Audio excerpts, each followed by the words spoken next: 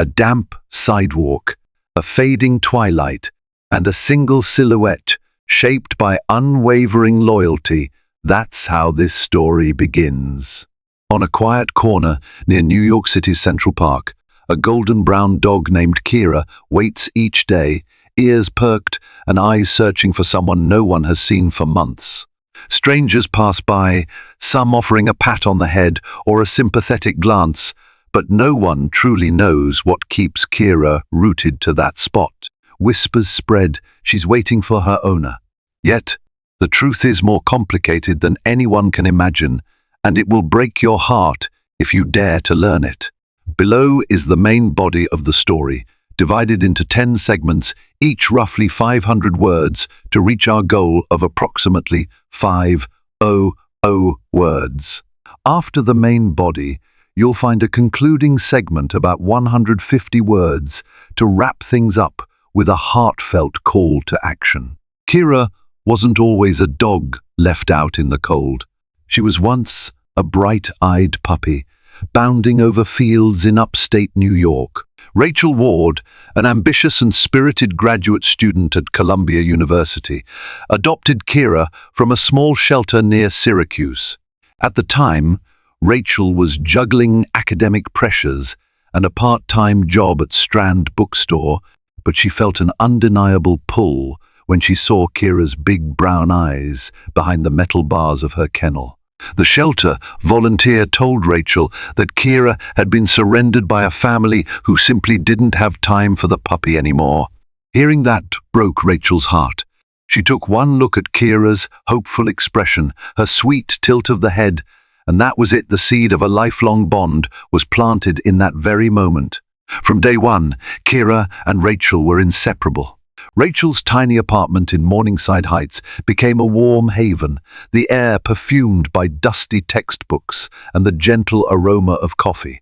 Though the space was small, Kira never seemed to mind. She'd curl up by Rachel's feet while Rachel pored over her research papers, occasionally slipping her a comforting nudge of the nose as if to say, "It's okay, I'm here." Whenever Rachel reached moments of frustration, Kira's tail wagging enthusiasm or a quick romp around the living room reminded her that life was more than deadlines and grades. Their favorite outing quickly became Central Park. It was a short walk from Rachel's apartment, and each day they'd meander through tree-lined paths, pausing by the lake or near the iconic Bethesda Terrace, where street performers often played music that drifted through the air like a comforting lullaby. Rachel would toss Kira a tennis ball, her laughter echoing amid the park's chorus of tourists and joggers. Kira reveled in these afternoon retreats. She'd race after squirrels, sniff at the occasional pigeon, and greet friendly passers-by with a happy wag. To Rachel, the park was their shared oasis alive, with possibility and a sense of unspoken camaraderie between dog and owner. Over time, Kira's presence began to heal something deeper in Rachel. Having lost both parents in a car accident a few years prior, Rachel was burdened with an unspoken loneliness that crept into her nights. She often found herself staring at old photographs, longing for the warmth of a familial touch. But with Kira around, that emptiness started to fade. It was as if some guardian angel had sent the dog to fill a void, to remind Rachel that love could still thrive and that life, despite its tragedies, had moments of pure joy. Rachel's best friend, Alicia, often teased her, saying, "Your dog is basically your child," to which Rachel would nod, smiling. Indeed, Kira was family. She attended study sessions curled up on the floor next to desks piled high with papers and accompanied Rachel to the bookstore, where she would lie obediently behind the counter, content to watch people come and go. Customers would often pause to admire Kira's gentle demeanor, remarking on how calm she was despite the bustle of city life. Thus, their routine was set: morning coffee, classes for Rachel, quiet afternoons reading or running errands, then an evening walk in Central Park. Kira grew from a tiny bundle of fur to a strong, healthy companion with a coat that gleamed whenever sunlight hit it. Over the years, the bond between dog and owner only deepened. Yet, unbeknownst to Kira, and only dimly felt by Rachel in the back of her mind, life was about to change. In a whirlwind of excitement and unforeseen trouble, their world would be turned on its head, leading Kira to that corner of Central Park, waiting day after day as the seasons threatened to wash her hope away. Rachel's academic life was about to reach its pinnacle. She had been accepted into an elite research program focusing on environmental science, and her project on urban wildlife conservation had garnered praise from her professors. Her dedication had become a beacon of inspiration for some of the underclassmen, and her ambition burned brightly. But that same fire came with a cost. Days got longer, nights shorter, and every spare minute was consumed by lab work, grant applications, and data analysis. During this chaotic time, Alicia noticed a shift in Rachel's demeanor. She seemed more on edge, as if a constant weight was pressing down on her shoulders. Kira noticed too. Gone were the leisurely afternoons in the park. Instead, Rachel started taking Kira on hurried morning walks before rushing off to campus. Even at home, Rachel's brow often creased in concern while she typed furiously on her laptop. It wasn't neglect, but rather an unintentional distancing, as though Rachel's mind was half occupied elsewhere. Despite the hustle, Rachel never forgot Kira entirely. She'd still share tender moments, like offering a quick scratch behind Kira's ears before leaving, or tossing a squeaky toy during short breaks. Kira, ever the loyal companion, adjusted to this new normal without complaint. She'd patiently wait by the door, greeting Rachel with an excited yip whenever she returned. The wag of her tail never faded, only slowing slightly whenever Rachel's stress bled into the air. One day, Alicia convinced Rachel to take a few hours off for a proper park outing. The trees had begun to shed their leaves in vibrant shades of red and gold, and the crisp air hinted at the coming winter. Kira galloped across the grass, chasing swirling leaves as they tumbled in the breeze. Rachel sat on a bench beside Alicia, sipping hot chocolate purchased from a nearby cart. Despite the respite, Rachel's gaze flickered with anxiety, her thoughts obviously drifting back to her research. Alicia tried to bring her friend back to the present. "Look at her," Alicia said, pointing to Kira, who was pouncing on a leaf as though it were a prized creature. So happy with the simplest of things. Rachel exhaled a laugh, though it sounded strained. She's always been like that. It's like she knows how to find joy in every little moment. "Maybe you should learn from her," Alicia teased gently. Then she added, more seriously, "Rach, you need balance. Don't lose yourself, don't lose what you love." Rachel nodded, but offered no reply. She appreciated Alicia's concern. She felt the exhaustion in her bones. Yet a sense of pressure drove her forward. With her research reaching critical stages, she believed she had no choice but to keep pushing. Not long after that afternoon, a sudden opportunity arose. A conference in Seattle focusing on environmental policy. Rachel's advisor was going to present their preliminary findings, and the trip was fully funded by the university. It was a pivotal chance to network, to stand out, and to secure future collaborations for her work. Rachel jumped at the chance, quickly arranging a dog sitter for Kira. Alicia offered to step in as well, ensuring Kira wouldn't be lonely. Kira seemed to sense that something big was happening. She hovered near Rachel's suitcase as clothes were packed, occasionally nudging items as though to say, "Don't forget me." The night before Rachel's flight, she knelt beside Kira, ruffling her fur affectionately. "I'll be back soon," she whispered. "I promise." Kira licked her cheek as if to seal the promise with a silent vow of her own. The parting at the airport was a simple scene, Alicia leading Kira away, Rachel disappearing through the glass doors to catch her flight. Little did anyone know that promise Rachel made would be tested in ways none of them could anticipate. For in the shadows of life's unpredictability, even the strongest bonds can be severed when fate intervenes. In Seattle, Rachel was mesmerized by the scale of the conference. It took place near the waterfront, with the majestic outline of Mount Rainier visible on clear days, towering over the city skyline. She felt both awe and adrenaline coursing through her veins. Here she was, about to mingle with leading environmental scientists and policymakers. Her advisor had entrusted her to present a portion of their findings, an enormous responsibility that Rachel took to heart. Her presentation on urban wildlife corridors and community engagement went remarkably well, receiving applause and sparking vibrant conversation. Several professors and industry experts approached her afterward, exchanging business cards and praising her depth of knowledge. One of them even mentioned a potential collaboration for a long-term research project. Enthusiasm blossomed within Rachel, and she called Alicia that evening, sounding happier and more hopeful than she had in months.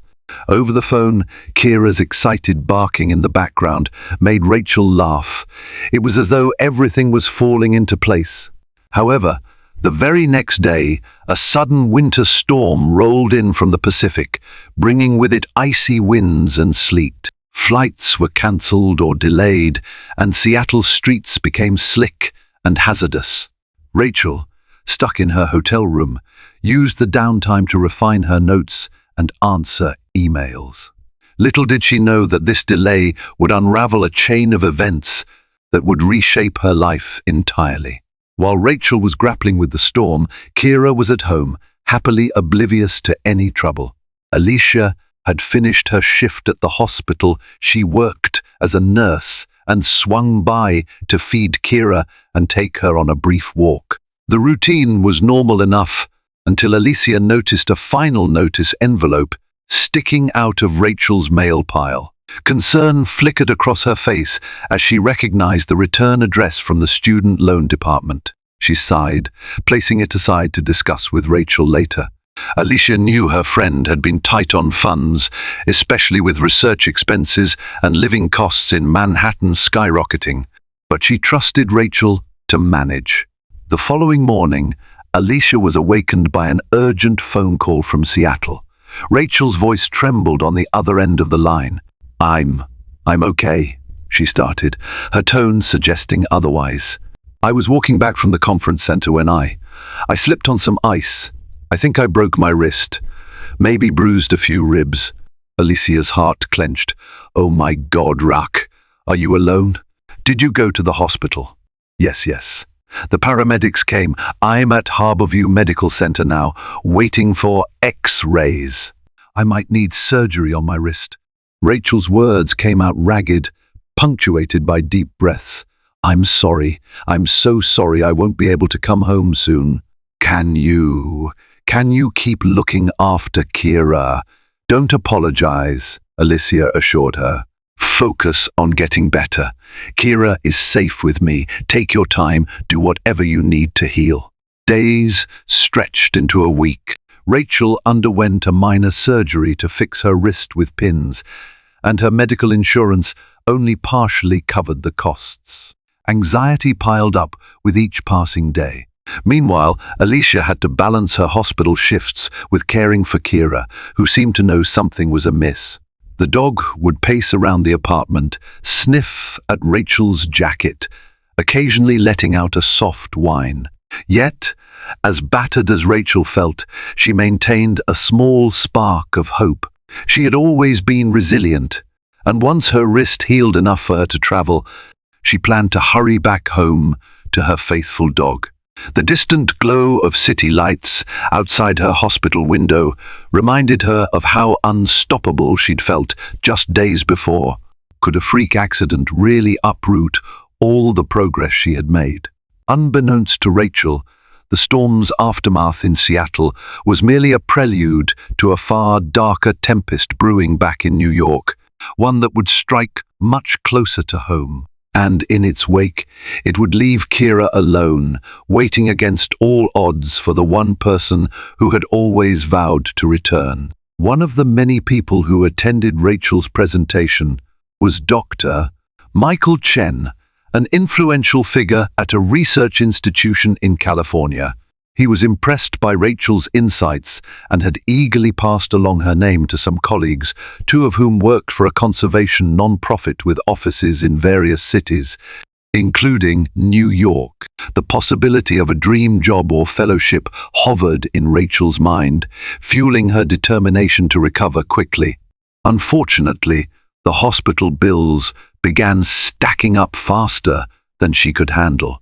Her meager insurance coverage left her with substantial out-of-pocket costs for the surgery, X-rays, and physical therapy. Emails from the university's financial department became increasingly urgent, reminding her of pending tuition fees. And then there was the final notice letter Alicia found earlier, a reminder that the student loan grace period was ending. Each new financial burden felt like an anvil dropping onto Rachel's chest. Despite Alicia's best efforts to juggle her own responsibilities and care for Kira, the situation at home was growing complicated. The landlord of Rachel's apartment had been lenient in the past, but now threatened eviction if the rent, which was months overdue, was not paid immediately. Alicia contributed what she could, but she, too, had her own bills and limited resources. During a phone call from her hospital bed, Rachel's voice trembled with desperation as she told Alicia, "I'm scared. I don't know how to fix this. Could you ask your brother Mark if he could lend me some money, just to cover this month's rent? I'll pay him back once I'm back on my feet." Alicia hesitated, knowing Mark had recently loaned money to another family member. "I'll try, but no promises," she said gently. All the while, Kira remained blissfully unaware of the mounting tension.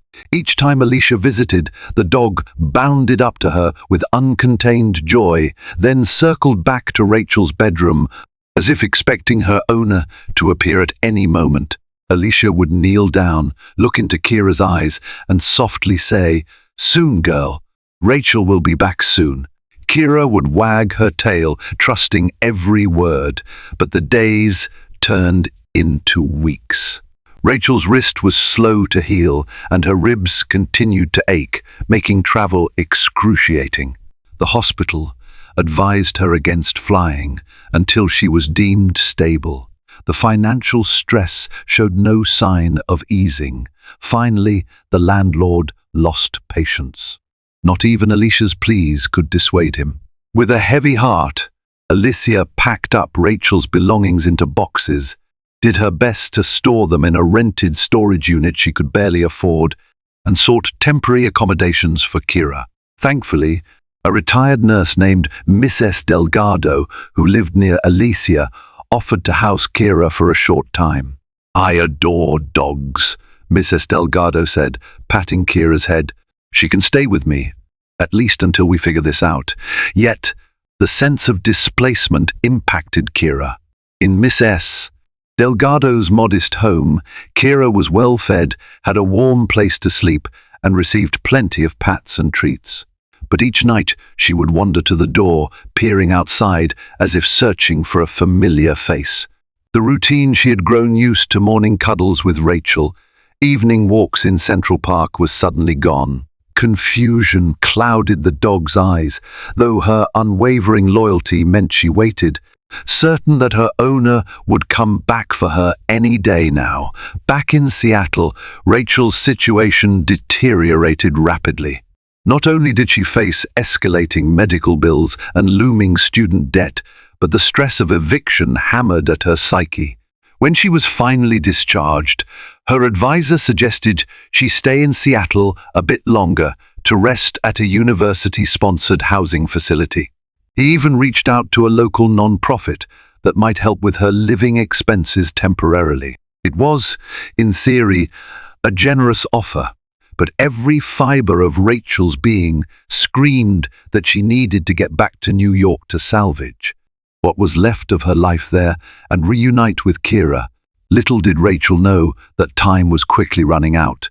In her absence, Kira was about to face yet another upheaval, one that would land her in the very spot where the world would come to know of a dog's unbreakable devotion. And for many passers-by, it would become an emblem of heartbreak, a silent testimony to love so pure it refused to accept abandonment, even when reality offered no easy answers. At first, Kira's temporary stay with Miss S. Delgado went smoothly. The older woman took a liking to the loyal dog, speaking to her in soft, melodic tones. Each morning, Miss S.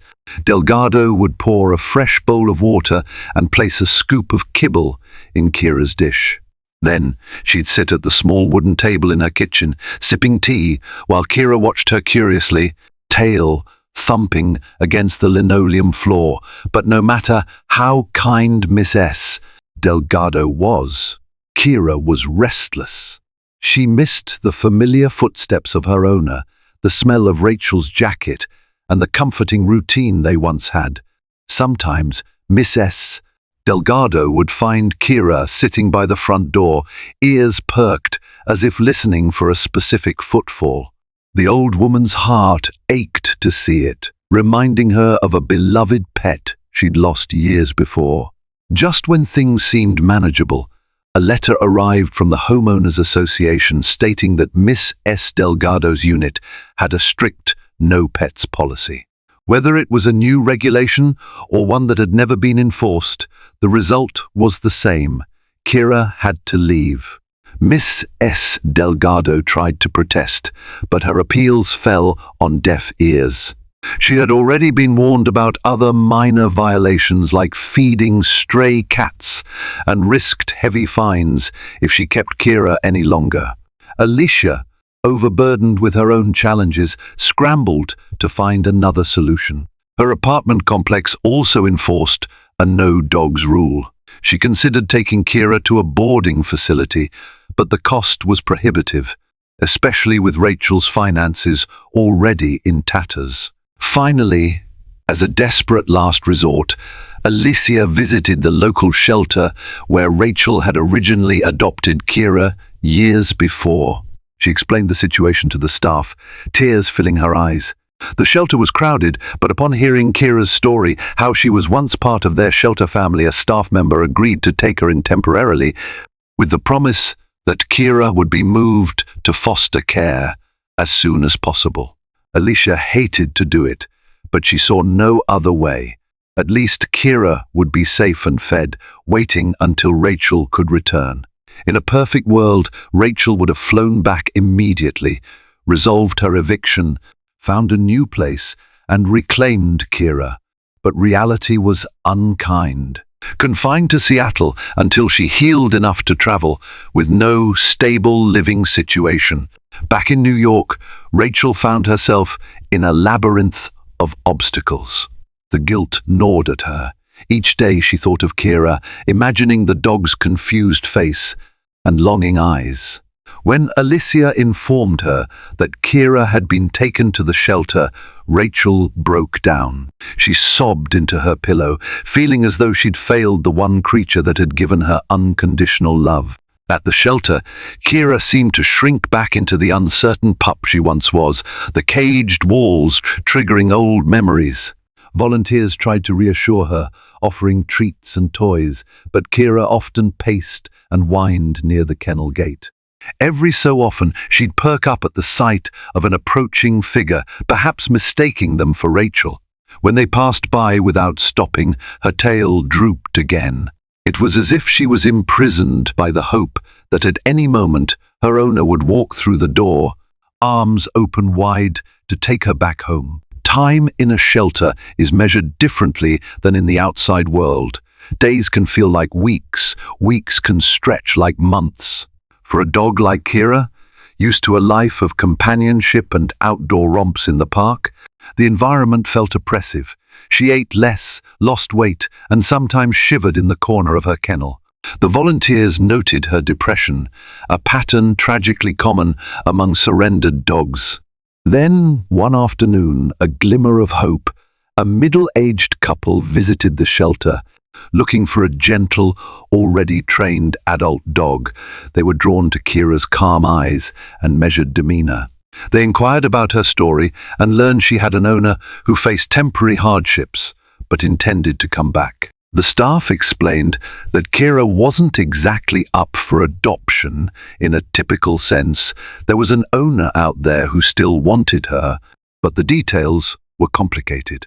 Nevertheless, the couple insisted they could provide a foster to adopt situation.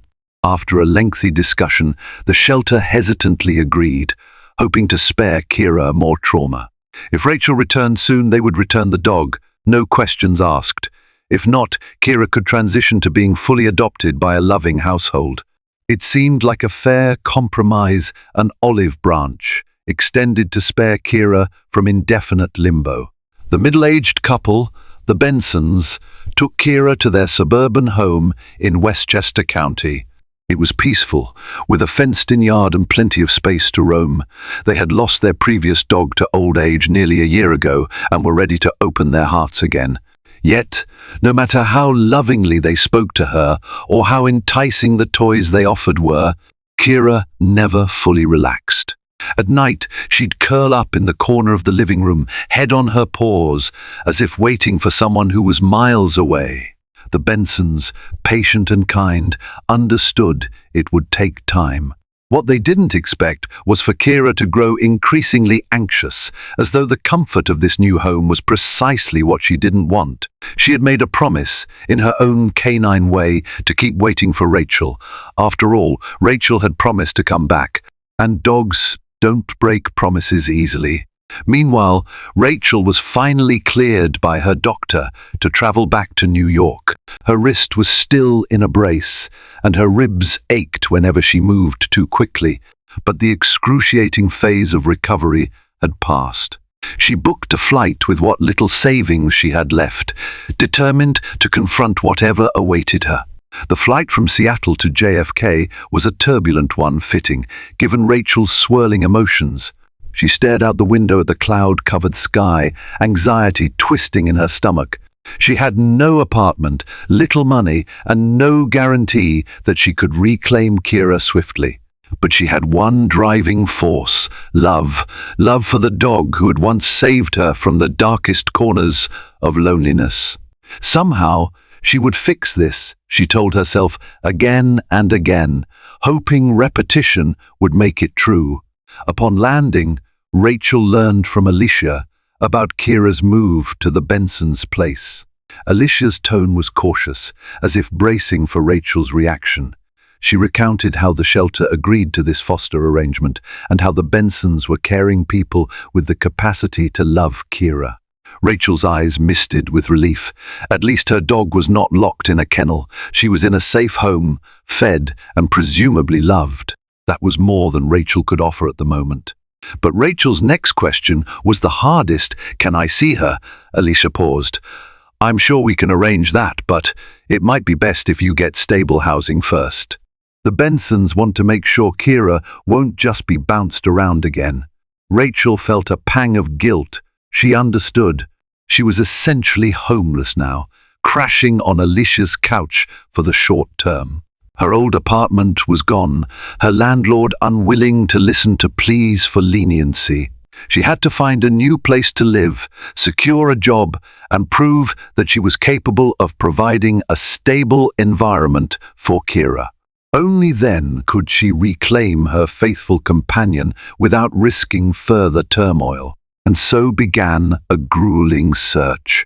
Rachel pored over job listings, applying for anything and everything from academic research positions to administrative roles in private firms. She even considered bartending or waitressing just to make ends meet faster, yet weeks passed with little success. The city, relentless as ever, swallowed her resumes, leaving only a handful of interviews that led nowhere. Every night, Rachel lay awake on Alicia's small couch, wrist throbbing, heart heavier than it had ever been. She'd scroll through old photos on her phone, pictures of her and Kira at Central Park, or celebrating Kira's birthday with a dog-friendly cupcake. Rachel would whisper to those images as if they could hear her. "Just hold on, Kira. I'll come for you soon." One chilly morning, Alicia showed up with a glimmer of good news.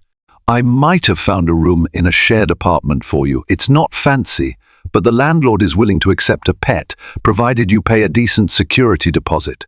Rachel's eyes lit with hope. She made arrangements to view the place, a cramped but tidy bedroom in a 3-bedroom apartment near Harlem. The rent was steep, but not impossible if she found even a modest paying job. Fueled by the thought of reuniting with Kira, she agreed on the spot, signing papers with a trembling hand. Yet another hurdle stood in her way, the security deposit. With her savings nearly depleted, she'd have to borrow money. Alicia could spare a small amount, but not enough. Desperate, Rachel applied for a personal loan, which was approved, though at a high interest rate. She felt the weight of yet another financial anchor latching onto her ankles. But at this point, she had no choice. She reasoned that once she had a stable place, it would only be a matter of time before she could bring Kira home. Throughout these tumultuous weeks, Kira's life with the Bensons remained tranquil on the surface. They fed her, groomed her, and took her on walks around their quiet suburban block. But Kira never stopped looking around, sniffing the air as if searching for Rachel's familiar scent. At night, she'd sit by the large living room window, gazing at the dark street outside. The Bensons tried their best to fill the void.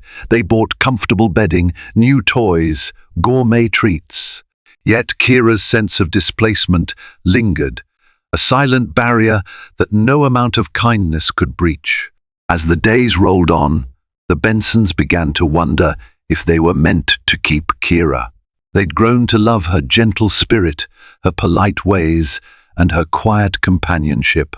But in Kira's eyes, there was always an absence, a piece of her heart that lived elsewhere, in a city teeming with lights and noise, waiting to be reunited with the one person she loved unconditionally.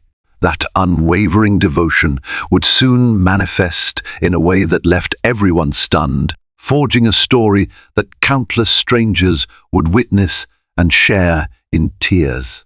Rachel finally moved into the cramped Harlem apartment.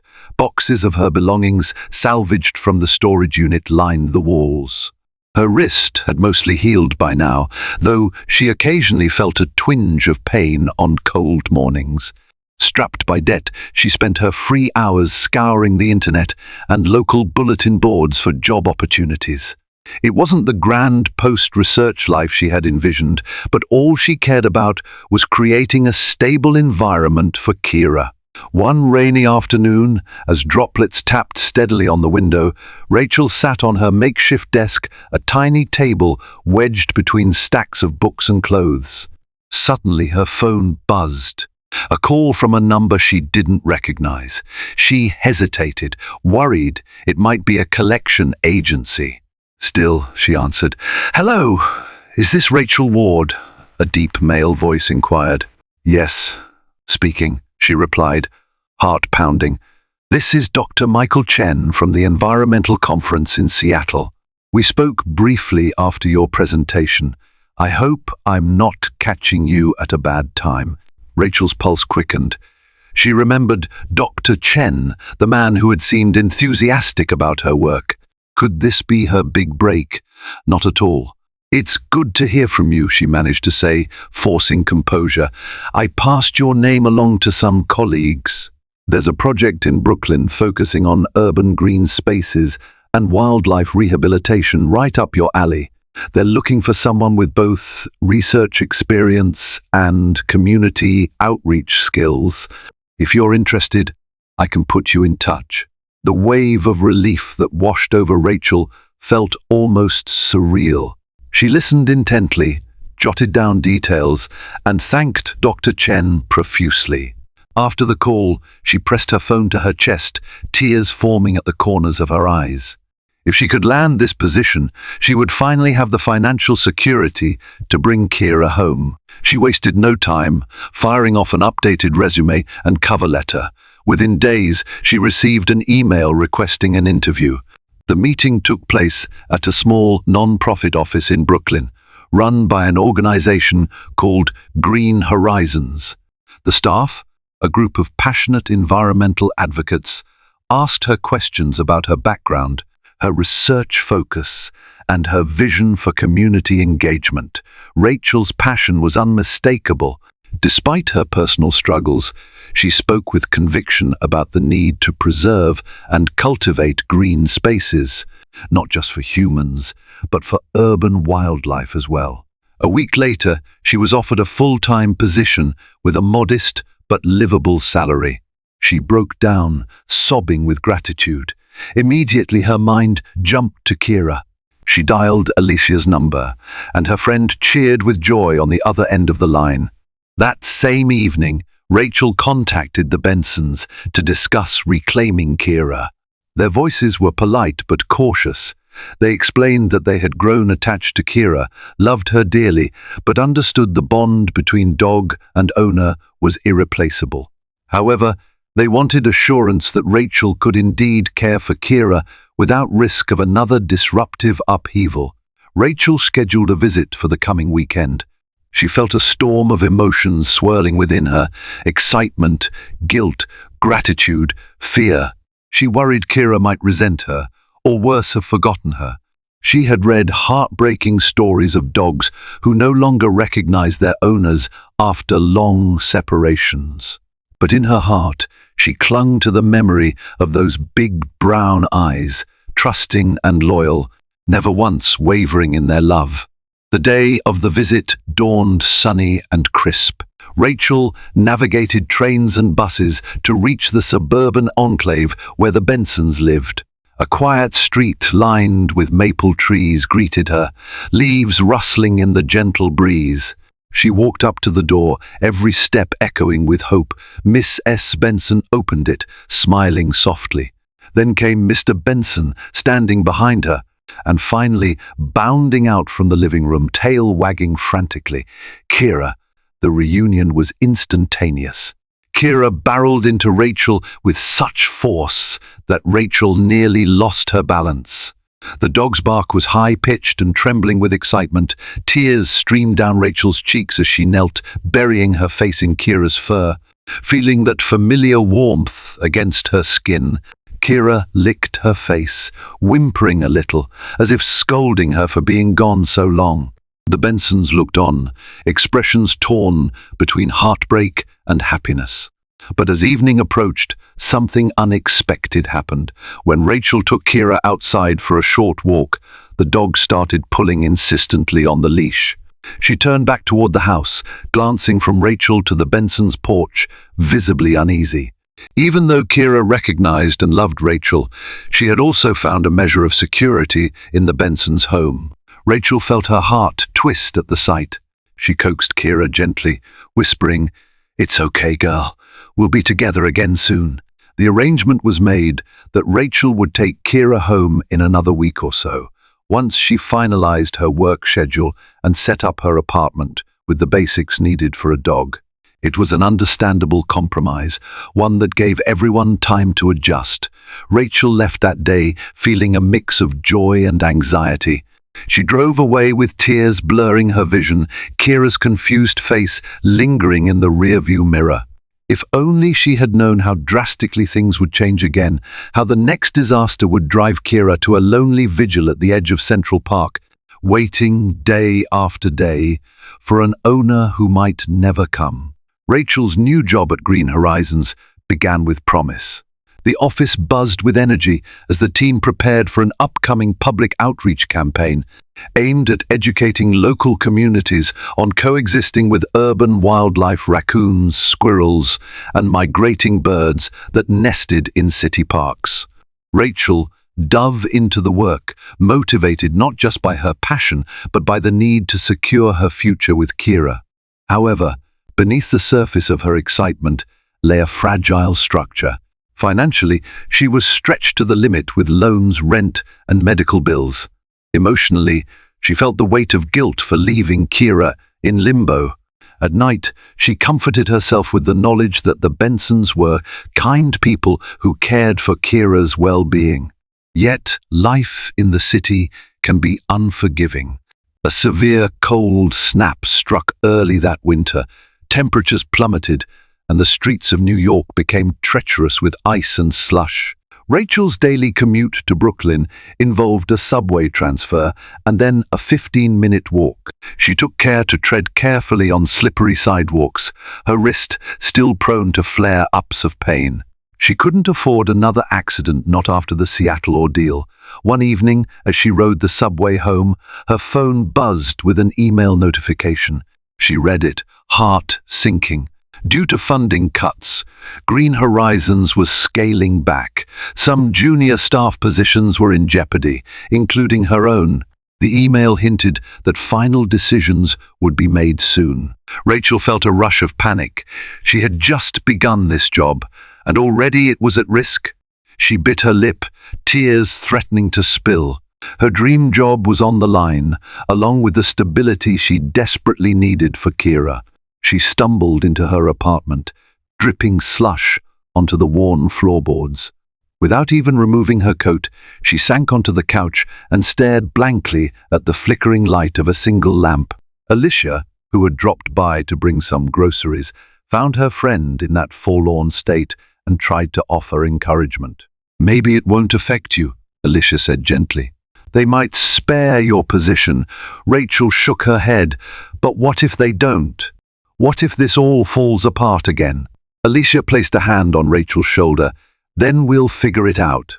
We always do." But the doubt in her eyes betrayed her own uncertainty. The following week was a nail-biter. Despite Rachel's strong performance reviews and the endorsement of her immediate supervisor, the nonprofit's budget shortfall was dire. At a tense staff meeting, the director announced layoffs. Rachel's name was among them. Effective at the end of the month, her position would be terminated. It was a devastating blow. She was back to square one, jobless, drowning in debt, on the brink of losing the one thing that mattered most, her life with Kira. Through tears, she broke the news to the Bensons, explaining that while she still desperately wanted to take Kira home, she needed a little more time to secure a paycheck. The Bensons, sympathetic yet concerned, agreed to hold on to Kira until Rachel sorted out her situation. Unknown to them all, fate had a harsher plan in store. Mr. Benson's health, quietly deteriorating from an undiagnosed heart condition, took a sudden turn.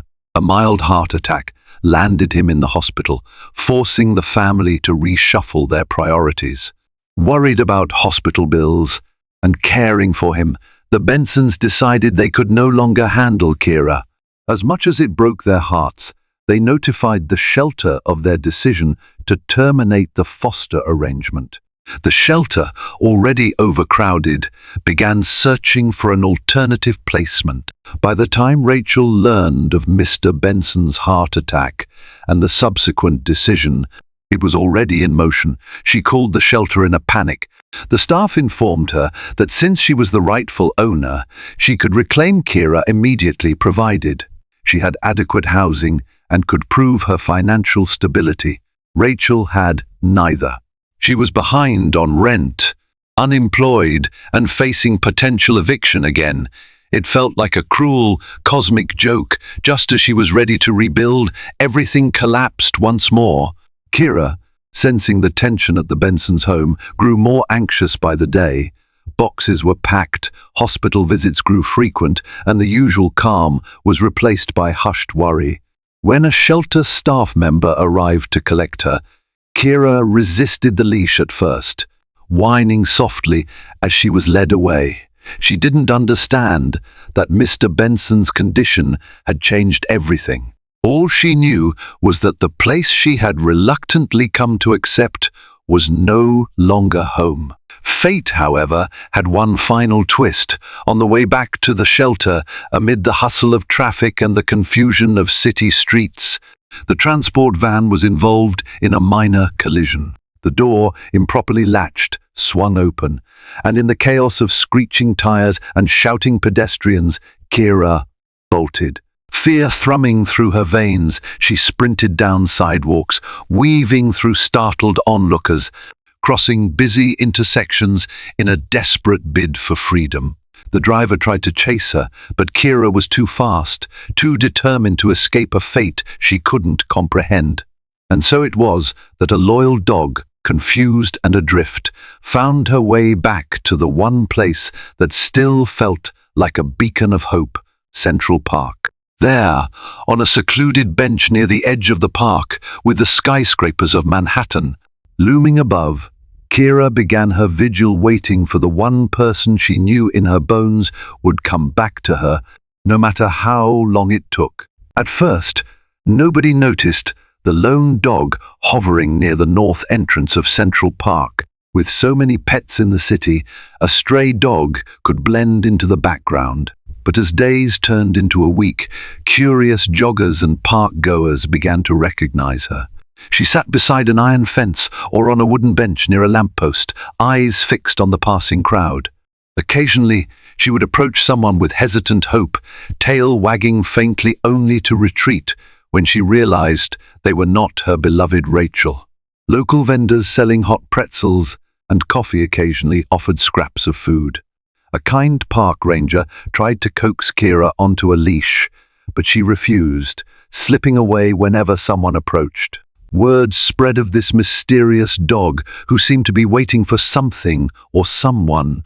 Whispers reached the ears of a freelance journalist named Katie Mills, who wrote human interest stories for a small online publication. Intrigued, Katie decided to investigate. She spent hours in the park, observing Kira from a distance. Over the next several days, Katie managed to gain enough trust to approach Kira without scaring her away. She snapped photos, noting the dog's thin frame and weary eyes. "Where is your owner?" she whispered, holding out a small piece of bread. Kira sniffed cautiously, then gently took it from her fingers. Something about the dog's unrelenting gaze tugged at Katie's heart. She sensed a story, a tale of loyalty and heartbreak that needed to be told. Katie's subsequent article, titled, "A Loyal Dog Waits in Central Park, but Who Is She Waiting For?" went viral on social media. Accompanied by a photograph of Kira sitting forlornly on the worn bench, the piece tugged at readers' emotions. The story of the dog's unwavering vigil, refusing shelter or rescue, resonated with thousands. Comments poured in from people asking how they could help, offering adoption or fostering. Others demanded the owner come forward and do the right thing. Conspiracy theories abounded, some speculated. The dog's owner had died, leaving her to wait indefinitely. Others suspected abandonment, painting the unknown owner as cruel. Rachel remained unaware of the article at first. Her life was a whirlwind of interviews, phone calls, and rejections. The looming threat of financial ruin weighed heavily. She rarely checked social media or read the news. But Alicia, one morning, happened upon Katie's viral piece. As she scrolled through the pictures, her heart jolted in recognition. That dog was unmistakably Kira. Alicia gasped, tears welling in her eyes. Without hesitation, she called Rachel. Rachel's phone buzzed incessantly until she picked up. Alicia's words came in a rush. "Rachel, oh my God, you need to check the link I just sent you. It's about Kira in Central Park. She's waiting for you, Rack." A wave of shock and guilt crashed over Rachel. How had Kira ended up on the streets, alone? She clicked on the link, her heart pounding as she read the article. There, staring back at her from the screen, was a photo of her dog, her faithful companion, looking thinner and more lost than ever before. Rachel broke down in sobs. She crumpled to the floor, the phone slipping from her grasp as she repeatedly whispered, "I'm sorry, Kira, I'm so sorry." But amidst the tears, a spark of determination lit within her. No matter the cost, no matter her circumstances, she had to find Kira and bring her home. She reached for her jacket, adrenaline fueling her every move. Alicia insisted on going with her. Together, they hopped into Alicia's old sedan and drove toward the city, navigating snarled traffic and labyrinthine streets. Rachel stared out the window, mind racing with every worst-case scenario. What if Kira was injured? What if she was taken by someone who meant her harm? Fear and love coalesced into a single resolve to reclaim the bond that had been battered but never truly broken. As evening fell, the neon glow of Manhattan streetlights flickered across Central Park.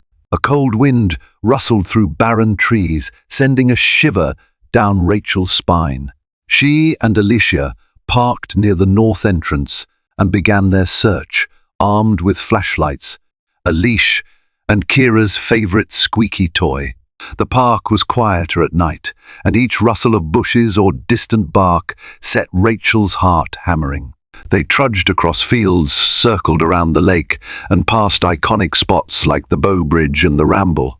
With each false lead, a glimpse of a stray cat's eyeshine or the distant bark of another dog, Rachel's anxiety spiked. Would Kira even respond to her voice after all this time? Sensing her friend's panic, Alicia placed a reassuring hand on Rachel's shoulder. "Don't lose hope. She's out there. We just need to find her." Desperation pushed them onward until close to midnight, when they arrived near the benches by the old lamppost described in Katie Mills's article. The city lights haloed the park in a subdued glow, revealing a lone silhouette curled up on the cold ground. A mixture of relief and heartbreak overwhelmed Rachel. There was Kira huddled in the shadows, thin and trembling. "Kira!" Rachel called softly, voice catching in her throat. At the sound of her name, Kira's ears twitched. She lifted her head, eyes bleary but instantly alert. Slowly, she rose on shaky legs, gazing into the darkness. Rachel cautiously stepped closer. "Kira, it's me." She pulled out the squeaky toy, giving it a gentle squeeze. A faint squeak broke the stillness. Recognition sparked in Kira's eyes. She took a tentative step forward, then another, her tail beginning to wag in slow, uncertain arcs. Finally, as if all the pieces clicked into place, she bounded toward Rachel with a desperate urgency. Rachel sank to her knees, arms open wide. Kira collided into her, burying her muzzle against Rachel's chest, whimpering a mix of relief and exhaustion. Tears streamed down Rachel's face as she whispered, "I'm here now. I'm so sorry. I love you so much." Alicia stood nearby, tears shining in her eyes as well. They wrapped Kira in a warm blanket and hurried back to Alicia's car, turning the heat on high.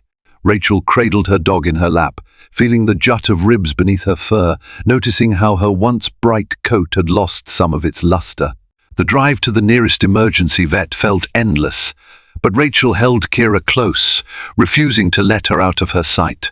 At the vet's office, a kind doctor examined Kira. She was dehydrated, malnourished, and suffering from exposure to the cold. Yet, miraculously, there were no serious injuries. With proper care, she would recover. While waiting for Kira's the fourth to finish hydrating her, Rachel sat in the sterile, white-walled exam room and made a vow. Never again would she allow life's obstacles to separate her from the one creature who had shown her unwavering devotion. The next day, Rachel shared the news with Katie Mills, who updated her original article. The online community rejoiced at the dog's rescue, hearts warmed by a reunion that proved loyalty can endure even the darkest storms. Strangers donated money to help cover Kira's medical expenses. Some sent blankets or dog food, others simply offered words of encouragement, praising the bond between Rachel and her dog. Still saddled with debt and precarious job prospects, Rachel nonetheless felt an unfamiliar yet profound sense of hope. She'd hold Kira close, remembering how many times her beloved dog had saved her first from loneliness, then from despair, and ultimately from giving up entirely. Love had carried them both this far. Love would see them through whatever challenges remained. And in the hush of a new morning, as sunlight filtered through the dusty windows of Rachel's cramped apartment, Kira slept peacefully at her side, home at last. In the end, Kira's story isn't just about a dog left waiting in the cold. It's a testament to resilience, the power of connection, and the promise that love can overcome the harshest realities. Through heartbreak, setbacks, and countless obstacles, Rachel never gave up on her faithful companion, and Kira never stopped believing that Rachel would one day return. Their reunion shines as a reminder of the bonds that endure when everything else falls apart. If Kira's unwavering loyalty has touched your heart, consider sharing this story so that others can find hope in it too. Help spread the message of compassion and second chances like this video. Leave a comment and subscribe to stay connected. By doing so, you'll ensure stories like Kira's continue to inspire us all to love a little harder, wait a little longer, and never give up on the ones who matter most.